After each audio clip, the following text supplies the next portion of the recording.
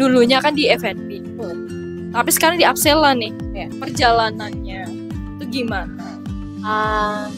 Aku ngerasanya aku udah kerja cukup lama. Dan aku dedicated worker banget, maksudnya aku dedicated sales banget. Ketika aku dikasih tugas tuh, ya udah aku fokus pada pencapaian kantorku gitu kan.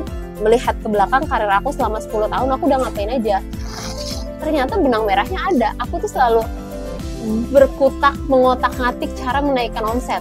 Dari perusahaan satu, perusahaan yang aku jalan itu, aku kerjaan ngotak-ngatik gimana cara naikin omset. Ternyata cara naikin omset itu selalu melibatkan SDM. Akhirnya aku mulai memahami cara kerja SDM, gimana cara ngerekrut, gimana cara mengelola tim, dan lain-lain. Dan selalu memikirkan kayak potensinya gimana lagi biar omset naik. Gitu. Jadi aku punya benang merah. Selalu kerja di bagian koridor omset dan sales, aku selalu menemukan omset-omset yang tidak maksimal. Aku kerja di restoran Happy Bee, omsetnya nggak maksimal. Begitu dicoba metode upselling, omsetnya naik dari 100 juta ke 250 juta misalnya, perumpamaan. Begitu aku kerja di The Besto, sama, omset satu restonya naik lagi jadi 100 juta. Cuma dikali waktu itu ada kurang lebih 40-45 resto. Itu langsung faktor pengkalinya 100 juta per bulan per resto, dikali ada 40 resto.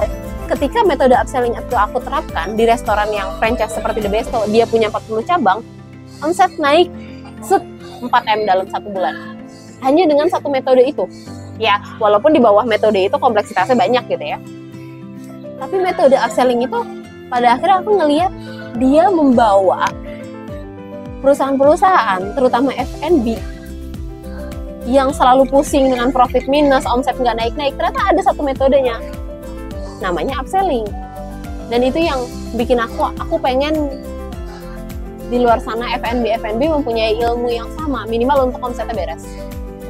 Kalau dia cuma satu cabang, ya omsetnya naik 100 juta, lumayan kan, profitnya berapa persen dia dapat.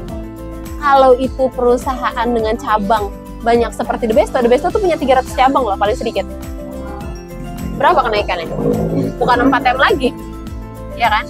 Kalau itu diterapkan di semua restonya, kali aja 100 juta kali 300 berapa? 30M. Ya, itu potensinya. Sekarang Starbucks punya berapa cabang di Indonesia? Iya kan?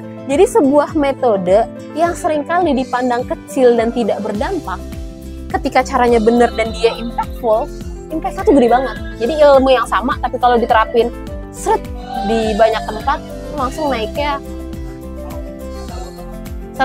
Kalau naik 30 miliar dalam sebulan, setahun naiknya berapa?